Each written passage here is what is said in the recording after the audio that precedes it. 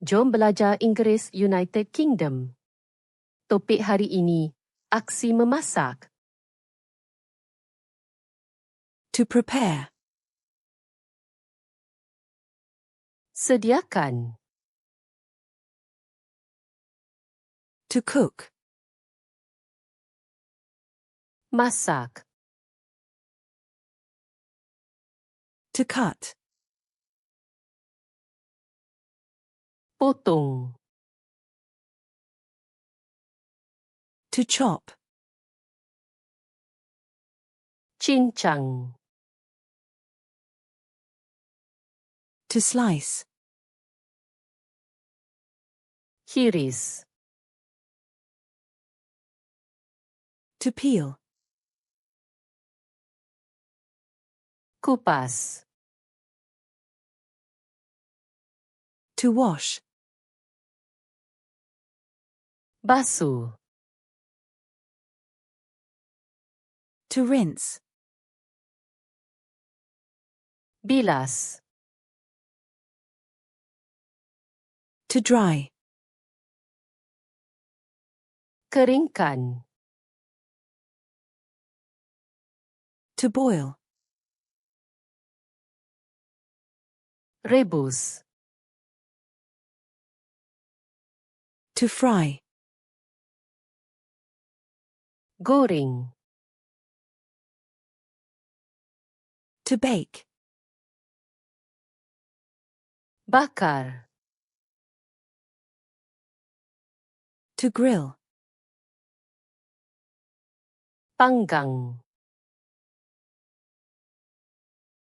To steam. Kukus. To stir.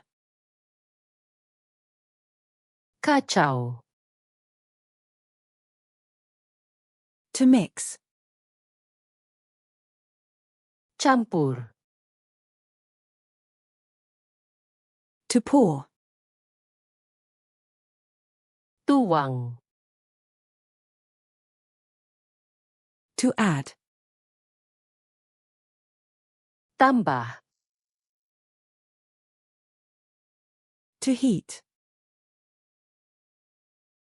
Panaskan. To cool. Sejukkan. To serve. Hidangkan. To taste. Rasa. To season.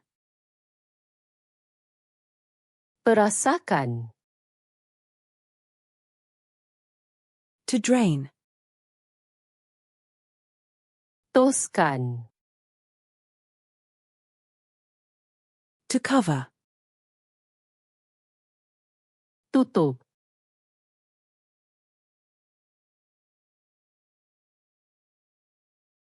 To heat.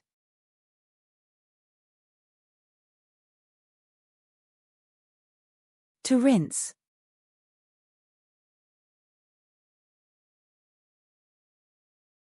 To peel. Nak ingat perkataan ini dengan lebih mantap? Buka flashcard di sluna.com dan berlatih set ini serta set bertema lain secara percuma. Pautan ada di ruangan deskripsi.